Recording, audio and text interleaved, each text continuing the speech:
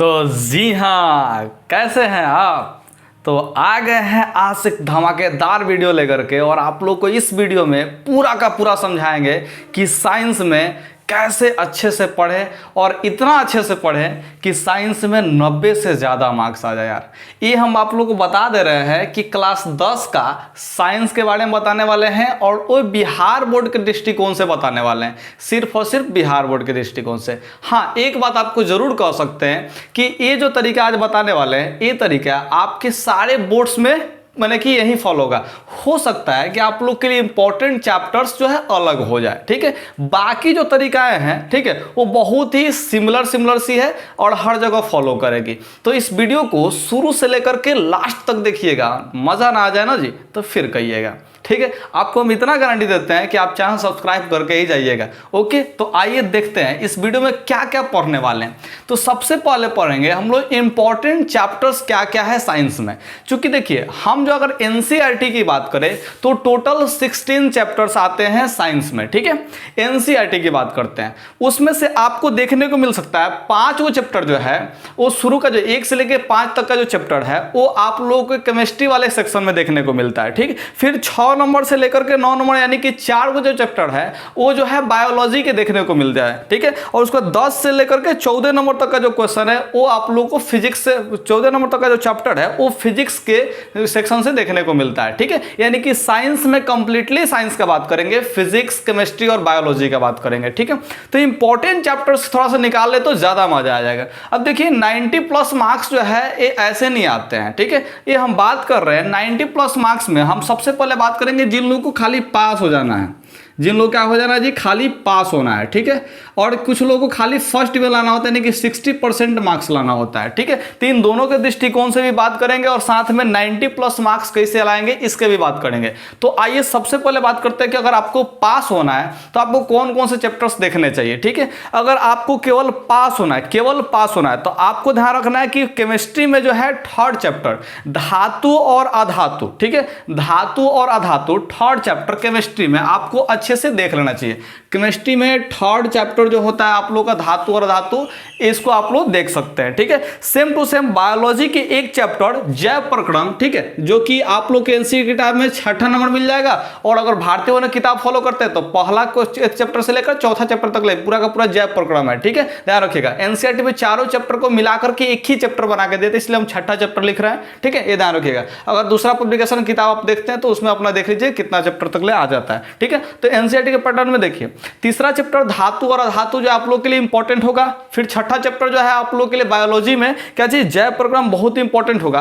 अब फिर अगर फिजिक्स में बात करते हैं, फिजिक्स में 2 चैप्टर आपको जरूर तैयार कर लेना है। एक है प्रकाश का परावर्तन अपवर्तन, जो कि एनसीईआरटी किताब में 10वां चैप्टर में दिया है। अब भारतीय वन के जो फिजिक्स आप लोग देखें तो पहला और दूसरा चैप्टर में बांट करके दिया हुआ है, ठीक है। तो प्रकाश का परावर्तन और अपवर्तन आपका जो भी किताब है उसमें से देख लीजिएगा, उस चैप्टर को बढ़िया से पढ़ लीजिएगा, ठीक है। और फिजिक्स में एक और चैप्टर विद्युत चैप्टर, जो कि एनसीईआरटी में आपका 12वां चैप्टर में दिया है, ठीक है। इस चैप्टर को आप लोग देख सकते हैं। यानी कि अगर 4 चैप्टर आप निपटा देते हैं तो आपको पास होने से कोई रोक नहीं सकता, कोई माई का लाल नहीं है जो रोक देगा पास होने से। ये 4 चैप्टर जो है आप लोग पढ़ लीजिए, क्योंकि धांसू प्रश्न जो है इसी से पूछे जाते हैं।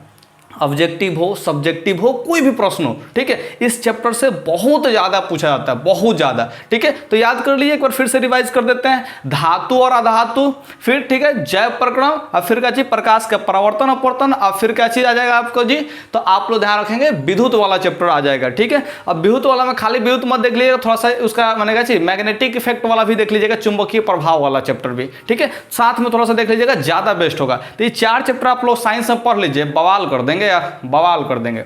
अब आते हैं, बात करते हैं 60% जिसको मार्क्स लाना है उसको कौन कौन से चैप्टर पढ़ना चाहिए। तो ये चैप्टर तो एकदम पढ़ना ही पढ़ना है। ये चैप्टर आप लोग 60% वाले लोग भी पढ़ेंगे ही पढ़ेंगे, साथ में थोड़ा सा और इंक्लूड करेंगे। जैसे आप लोग को बताए थे कि केमिस्ट्री में एक ही चैप्टर आप लोग बताए थे, तीसरा चैप्टर धातु और धातु, लेकिन अब धातु और धातु खाली नहीं पढ़ना है, आपको क्या पढ़ना है जी, तो रासायनिक अभिक्रिया, अम्ल और क्षार, ये दोनों चैप्टर पढ़ लेना है कि पहला और दूसरा चैप्टर भी पढ़ना है, और साथ में तीसरा चैप्टर भी पढ़ना है केमिस्ट्री में। 3 चैप्टर आप लोग के लिए महत्वपूर्ण महत्वपूर्ण होगा, ठीक है। और चौथा मन करता है अगर 90 प्लस मार्क्स का तैयारी कर रहे हैं तो आप लोग चौथा चैप्टर को भी इसमें इंक्लूड कर सकते हैं, ठीक है। तो यानी कि ध्यान रखिएगा, ये आप लोग के लिए केमिस्ट्री में इतना चैप्टर इंपॉर्टेंट हो जाएगा। बात समझ में आए? इसके अलावा अगर बात करते हैं बायोलॉजी में, तो बायोलॉजी में पास होने वाले केवल छठा चैप्टर पढ़ेंगे, लेकिन जिसको 60% माने के मार्क्स चाहिए तो उसको आप लोग को ध्यान रखना कि एक जीवों में जनन चैप्टर भी पढ़ना पड़ेगा। क्या पढ़ना पड़ेगा जी? जीवों में जनन। कौन सा चैप्टर? जीवों में जनन, जैव प्रकरण और जीवों में जनन। ये दो को चैप्टर आप लोग पढ़ लीजिएगा, 60% आप लोग का मार्क्स आएगा। जो 90% का तैयारी कर रहे हैं उनके लिए जीवों में जनन के साथ साथ आप लोग को एक और चैप्टर नियंत्रण एवं समन्वय आप लोगों को पढ़ना चाहिए, जो कि एनसीईआरटी के जो है जो चैप्टर 7 में दिया है। क्या चीज जी? नियंत्रण एवं समन्वय। तो ये आप लोग का बायोलॉजी से हो गया। किससे हो गया जी? बायोलॉजी से। याद कर लीजिए फिर से कौन कौन सा चैप्टर। एक छठा चैप्टर आप लोग का आ जाएगा जैव प्रक्रम, फिर 8वां चैप्टर जीवों में जनन और 7वां चैप्टर नियंत्रण एवं समन्वय। आप लोग को बताते हैं कि ये जो है 3 गो चैप्टर आप लोग के लिए ब्रह्मास्त्र साबित हो जाएगा। 90% अगर लाना है तो ब्रह्मास्त्र साबित हो जाएगा। एकदम 3 को चैप्टर पढ़ना है, एकदम मन ला के पढ़ लो यार, मजा आ जाएगा, ठीक है। फिजिक्स का बात करते हैं तो 10 और 12 चैप्टर किसके लिए पढ़ना है? जो खाली पास होना चाहते हैं उसके लिए पढ़ना है। प्रकाश का परावर्तन अपवर्तन और साथ में विद्युत वाला, ठीक है। और आप लोग बताते हैं 60% जिसको लाना है उसके इन दोनों चैप्टर्स के साथ साथ एक और चैप्टर पढ़ना है आप लोगों को, विद्युत धारा का चुंबकीय प्रभाव और का चीज विद्युत धारा का चुंबकीय प्रभाव पढ़ना है, ठीक है। आप लोग को ये वाला एनसीईआरटी किताब में मिल जाएगा 13वां नंबर चैप्टर में, विद्युत धारा के चुंबकीय प्रभाव, विद्युत धारा के चुंबकीय प्रभाव, जो कि इसमें हम बोले थे, ठीक है। विद्युत वाला चैप्टर पढ़िएगा, उसके साथ साथ चुंबकीय प्रभाव भी आप लोगों को पढ़ लीजिएगा, ज्यादा बेस्ट होगा, ठीक है। लेकिन जिसको 90 प्लस मार्क्स लाना है वो भी थोड़ा सा ध्यान रखेंगे बाबू। मानव नेत्र वाला कोर्स जो है चैप्टर है वो भी आप लोगों को छोड़ना नहीं है। तो मानव नेत्र वाला चैप्टर जो आप लोग का 11वां चैप्टर दिया है उसको भी आप लोग को पढ़ना है। ये फिजिक्स से आपको 4 गो चैप्टर पढ़ना है अगर 90% मार्क्स लाना चाहते हैं तो, ठीक है। तो पास वाले लोग के लिए हो गया, 60% वाले लोग के लिए हो गया और 90% जो है लाना है उनके लिए होगा, ठीक है। और बाकी जो टॉपर बनना चाहते हैं यार, एक भी क्वेश्चन मत छोड़ना, एक भी क्वेश्चन मत छोड़ना अगर टॉप करना है तो। बात सुना है? तो हम आप लोग से उम्मीद करते हैं कि कौन कौन सा इंपॉर्टेंट चैप्टर है ये आप लोग को जरूर पढ़ना चाहिए, ठीक है। ये चैप्टर का आप लोग का हम डाटा दे दिए, ठीक है। डाटा इसलिए दिए हैं क्योंकि ये सब इंपॉर्टेंट चैप्टर की श्रेणी में आता है, इससे भर भर के क्वेश्चन जो है पूछे जाते हैं, भर भर के क्वेश्चन, ठीक है। और देखिए ये 70+20 जो लिखे हैं, ये 20 नंबर जो प्रैक्टिकल के लिए लिखे हैं, इस 70 मार्क्स के लिए सब माने कि क्या चीज हो रहा है जी? तैयारी हो रहा है 70 मार्क्स के लिए। 70 मार्क्स यानी क्या चीज जी? 90 जब प्लस मार्क्स लाना है तो उसमें 70 मार्क्स कैसे लाएंगे, इसके लिए तैयारी हो रहा है। बात समझ में आ गया? आगे बढ़ते हैं। तो आप लोग अब इसके लिए कौन सा बुक से पढ़े? अब एनसीईआरटी के पैटर्न में तो हम बता दिए, लेकिन आप लोगों को बुक कौन सा पढ़ना है, ठीक है। तो देखो बाबू, अब जो है आप लोगों के पास 5 से 5.5 महीना बचा हुआ है तैयारी करने के लिए। अगर आप इस चैप्टर को पूरा फंडामेंटली डिटेल में पढ़ना चाहेंगे तो फिर बड़ा दिक्कत हो जाएगा। इसमें भी आलसीपन थोड़ा सा जगाएंगे यार, ठीक है। कम कंटेंट पढ़ना है आपको, कम कंटेंट मार्क्स लाने के लिए, ठीक है। नॉलेज रखना है तो आपको सारे चीज पढ़ना पड़ेगा। नॉलेज रखना है, ज्ञान रखना है, ज्ञान का भंडार रखना है तो सारे चीज पढ़ना होगा।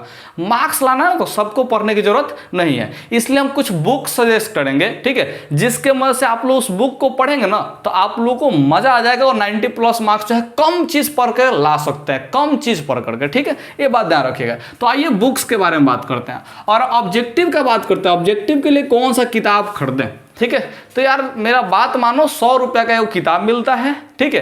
टारगेट का मिल जाएगा, चाहे आलोक पब्लिकेशन का मिल जाए, चाहे कोई भी पब्लिकेशन का मिल जाएगा। हमारा सजेशन जो है रहता है टारगेट का, चूंकि हमको कोई प्रचार प्रसार का मिला नहीं है, ठीक है। इसका रुपया मेरे चैनल पे ग्रो नहीं हुआ, देख रहे हैं आपको सब्सक्राइबर जो है बहुत कम हो चुका है, ठीक है। इसलिए हमको कोई भी मैंने प्रचार करने के लिए वाला पब्लिकेशन नहीं कहा। हम अपने मन से आपको रिकमेंड कर रहे हैं कि टारगेट का या कोई भी अदर पब्लिकेशन का एक आप लोग को ऑब्जेक्टिव क्वेश्चन सिर्फ और सिर्फ इसमें क्या देना चाहिए? ऑब्जेक्टिव, वो भी चैप्टर वाइज ऑब्जेक्टिव दिया हो, ठीक है। तो उसको आप लोग पढ़िएगा, उसमें बता रहे हैं कि इंपॉर्टेंट चैप्टर यही है, इसी से आपको पढ़ना है। बात में जी, ठीक है। तो फिजिक्स, केमिस्ट्री, बायोलॉजी तीनों को आप लोग को मिलाकर हम देखिए, फिजिक्स वाला सेक्शन, बायोलॉजी वाला सेक्शन, नहीं यहाँ पे केमिस्ट्री, बायोलॉजी और फिजिक्स है, ठीक है। तो ये वाला तीनों सेक्शन अपना मिला करके पढ़िएगा, ज्यादा बेस्ट होगा, ठीक है। इसी कॉम्बिनेशन में आप लोग ऑब्जेक्टिव भी याद कीजिएगा, इसी कॉम्बिनेशन में अच्छा रहेगा आप लोग के लिए, ठीक है। तो कौन सा पब्लिकेशन आप लोग सेलेक्ट किया ऑब्जेक्टिव के लिए? वो है टारगेट पब्लिकेशन, ठीक है, टारगेट पब्लिकेशन का, ठीक है, ध्यान रखिएगा। अच्छा, एक और बात थोड़ा सा ध्यान रखना है, जो मेरे पास विद्यार्थी पढ़ रहे हैं, ठीक है, उनको एक किताब खरीदने की जरूरत नहीं है। उनके लिए हमारा नोट्स ही काफी है, जिसमें काफी कम जो है ऑब्जेक्टिव क्वेश्चन है और सीधे सीधे का चीज बोर्ड में लड़ जाने वाला ऑब्जेक्टिव क्वेश्चन है। इसमें तो थोड़ा सा फालतू का क्वेश्चन भी देखने को मिल जाएगा, लेकिन मेरे जो नोट्स है उसमें फालतू क्वेश्चन देखने को नहीं मिलेगा। आपको सीधे सीधे बोर्ड में जो अटैक हो जाएगा ना जी, वही वाला क्वेश्चन देखने को मिलेगा। तो आप लोग धैर्य बनाकर मेरा नोट्स जो है रटा कीजिए, धैर्य बनाकर, ठीक है। आगे समझते हैं सब्जेक्टिव। सब्जेक्टिव में 2 मार्क्स और 5 मार्क्स का क्वेश्चन पूछता है, ठीक है। इसके लिए आप लोग कौन सा किताब खरीदना है, तो इसके लिए आप लोग कोई किताब खरीदने की जरूरत नहीं है। आप लोग सिंपल सा प्रीवियस ईयर जो है आप लोग देखिएगा। क्या देखिएगा जी? प्रीवियस ईयर का क्वेश्चन आंसर, ठीक है। और प्रीवियस ईयर कितना साल पहले का? तो 2015 से लेकर के 2022 तक का आप लोग को प्रीवियस ईयर का क्वेश्चन आंसर देख जाना है। और प्रीवियस ईयर का क्वेश्चन आंसर ऐसे देखना है ना, ऐसे देखना है कि आप लोगों को क्या पता है कि अगला क्वेश्चन क्या है, चाहे इस क्वेश्चन का आंसर क्या है, ये आप लोगों को माइंड में याद होना चाहिए, तब जाके मजा आएगा। और इसमें का जो 5 मार्क्स वाला प्रीवियस ईयर का है ना जी, बड़ा इंपॉर्टेंट है, रट जाना यार, रट जाना। गारंटी सकता है कि 6 और 5 11 नंबर तुम्हारा रखा हुआ होगा। इसमें से जो भी 5 नंबर पूछा होगा इतना दिन के बीच में, ठीक है, उसको आप लोग रट जाएगा। 5 मार्क्स वाला क्वेश्चन एक भी मत छोड़ना। हम गारंटी सकते हैं 11 नंबर पक्का रखा हुआ है। 11 नंबर रखा हुआ है तो रखा हुआ, प्रीवियस ईयर के ही उठाता है, हमेशा उठाता है प्रीवियस ईयर का, ठीक है, ये बात ध्यान रखिएगा।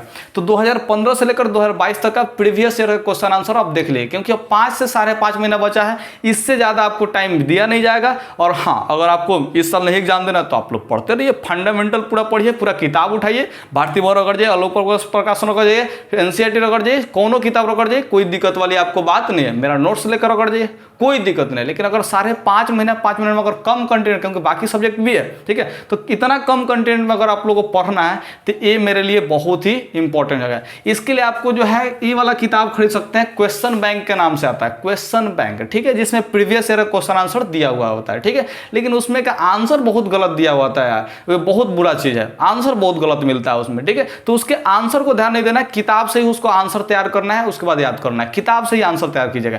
क्वेश्चन इसमें से देखिएगा, बात सुना है, क्योंकि उसमें आंसर गलती देता है, आप गलत याद कर लेंगे तो फिर नंबर नहीं आएगा।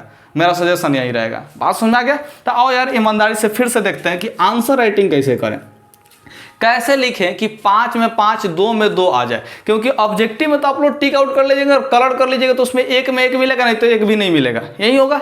लेकिन सब्जेक्टिव में 2 मार्क्स का पूछता है, 5 मार्क्स का पूछता है। अब देखिए 5 मार्क्स आप आंसर तो लिखें, लेकिन 5 में 5 आपको मिलता नहीं है। मिलेगा 3 नंबर, 2 नंबर, 4 नंबर मिलता है, इसे मिलता है, 5 में 5 नहीं मिलता है। तो हमको 5 में 5 लाना है, तब तो 90+ जाएगा। 90+ तो ऐसे नहीं जाएगा। तो 5 में 5 कैसे लाना है, इसके लिए कुछ ट्रिक्स होता है, जो कि एक एक वीडियो में हम जो है बताते चलेंगे। इस वीडियो में हम एक ट्रिक का बात करेंगे कि जब भी, ठीक है, ध्यान रखिएगा, इसमें फ्लो चार्ट का यूज करना सिखाएंगे। अब आप लोगों को फ्लो चार्ट भी नया नया सुनने को मिल रहा होगा। हाँ बाबू, तो फ्लो चार्ट जो है ना यूपीएससी वगैरह वाले स्टूडेंट जो है बनाते हैं, ठीक है। और गारंटी के साथ कर रहे हैं कि फ्लो चार्ट बहुत इंपॉर्टेंट है। अगर आपको नंबर लाना तो फ्लो चार्ट आपको बनाने आने चाहिए, ठीक है। ये इतना इफेक्टिव तरीका होता है कि कम शब्दों में लिखेंगे, कम टाइम लगेगा और नंबर आपका भरपूर आएगा। फ्लो चार्ट ऐसा चीज होता है, ठीक है। तो आप लोगों को फ्लो चार्ट बनाने आना चाहिए, ठीक है। अब फ्लो चार्ट बनाते कैसे, थोड़ा सा इसके बारे में हम लोग जिक्र कर लेते हैं, ठीक है। जैसे पूछा का चाहिए कि दर्पण क्या है और इसके प्रकार को लिखें। आप दर्पण का परिभाषा लिख लीजिए। जैसे ही प्रकार का बात करेगा ना जी, वैसा ही आपको करना कुछ भी नहीं, ऐसा ही टाइप का डायग्राम बना देना है। 1 नंबर 2 नंबर करके लिखना ही पुराना आदत हो गया। आपको डायग्राम बनाना है, यहाँ पे दर्पण लिख दीजिए और ऐसा 2 को डायग्राम बनाइए, ठीक है। 3 को मैंने क्या चाहिए, 2 को डायग्राम चाहे 3 को डायग्राम, जो भी आपको होगा वो डायग्राम बना लीजिए। एक क्या हो जाएगा, गोलीय दर्पण हो जाएगा। एक में लिख दीजिएगा क्या चीज, समतल दर्पण। एक दर्पण का चीज परावलयिक दर्पण लिख लीजिएगा। आप लोग इस टाइप से जो है 3 को बना सकते हैं। अगर ऐसा ना मन करे तो क्या कर सकते हैं, एक त्रिभुज बना सकते हैं। क्या बना सकते हैं जी, त्रिभुज। इसमें आप लोग लिख लेंगे दर्पण, ठीक है, क्या लिख लेंगे जी, दर्पण।